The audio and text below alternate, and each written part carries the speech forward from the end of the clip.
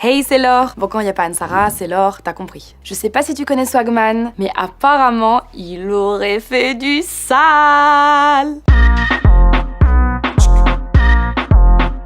Si tu connais pas Swagman, c'est lui. Posey. Et il est aussi connu pour faire ça. Des fois j'aimerais mettre les mains dans mes poches, mais y a trop de billets. Et si vous connaissez Swagman, vous savez certainement qu'il est riche, J'ai de la black car baby. arrogant, Donne tous des billets. Eh, prends ma gueule.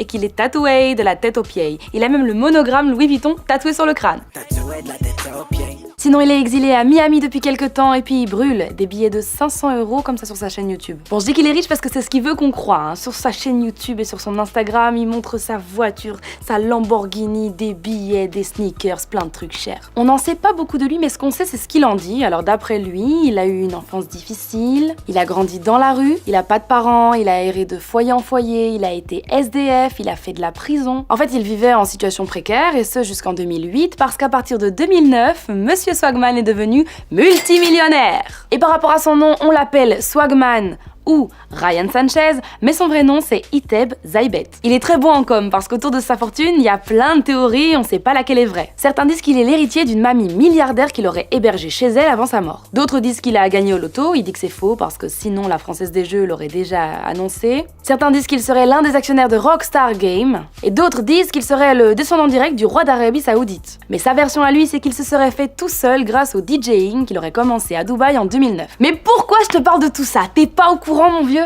Il y a une enquête qui est sortie et le rappeur français, instagrammeur, influenceur, aurait arnaqué à hauteur d'1 million d'euros ses fans. Polémique de fou! Il y aurait 30 de ses victimes qui auraient déjà été recensées. Et là, c'est juste celles qui se seraient manifestées. Jusqu'à présent, on parle déjà de 750 000 €. Il y a carrément une page Facebook qui s'est créée où on retrouve 30 de ses présumées victimes avec carrément des preuves qui l'accableraient. La priorité là, c'est de me régler là, de te donner ton argent, parce que je te dois de l'argent.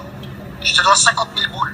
Donc je t'explique un peu la magouille. À première vue, ce serait les internautes eux-mêmes qui prendraient contact avec eux pour demander des conseils dans l'investissement financier pour faire fructuer leur argent, quoi. Il y a une mise de départ, ça peut être 10 000, 20 000, 27 000, 30 000, 35 000, 50 000 €. Donc c'est à ce moment-là qu'il accepterait de les aider, qu'il entretiendrait une relation avec eux, d'amis à amis, une vraie relation de confiance. On s'appelle tous les jours, FaceTime, Skype, tout va bien, ça me fait plaisir de t'entendre. Et là, il y aurait carrément quelque chose en lien avec de la pitié.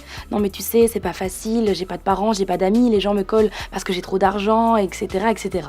Parmi les déclarations des présumées victimes, certaines disent que on pouvait pas savoir, ce mec a plein d'argent. Pourquoi est-ce qu'il m'arnaquerait? De toute façon, s'il m'arnaque, je scum et sa réputation est par terre. Mais toi, tu peux pas t'imaginer que Swagman il va t'arnaquer ou t'escroquer, t'as l'impression qu'il brasse des millions, qu'est-ce qu'il va faire avec tes 10 000 balles? Et donc dans son mode opératoire, il te fait signer un contrat, mais le contrat il est un peu caduque parce qu'il est signé Swagman ou Ryan Sanchez, mais c'est pas son vrai nom, donc juridiquement ça vaut rien. Du jour au lendemain, plus de nouvelles, il répond plus au téléphone, il répond plus quand tu lui écris. Et parfois quand tu lui écris sur Messenger, t'as une réponse, mais ça dit « Excusez-moi, ce n'est plus l'artiste qui gère ses réseaux sociaux. Si vous avez un message pour lui, n'hésitez pas à nous le faire parvenir. » Bref, l'argent est complètement volatilisé. Impossible de porter plainte auprès des autorités. Les présumées victimes du groupe Facebook, ils se sont mis ensemble, ils ont porté plainte en groupe, mais sans suite, l'affaire est classée. Mais c'est pas tout, Swagman en ce moment il serait vraiment dans le pétrin, parce que depuis la semaine passée, on a appris le pôle judiciaire financier tunisien a émis une interdiction de voyager à son nom. Pourquoi?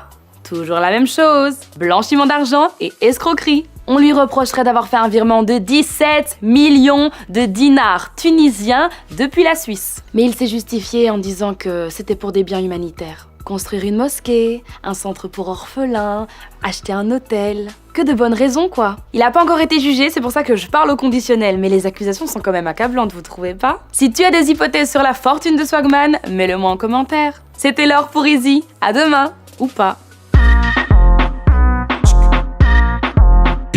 Si t'as aimé cette vidéo, n'hésite pas à t'abonner à la chaîne Tarmac. Et si tu veux encore regarder du Easy, il y a nos playlists. Donc tu peux regarder ceux d'hier, et d'avant-hier, et d'avant-avant-hier, et... tu m'as compris. Et n'oublie pas quand même de t'abonner à notre compte Insta.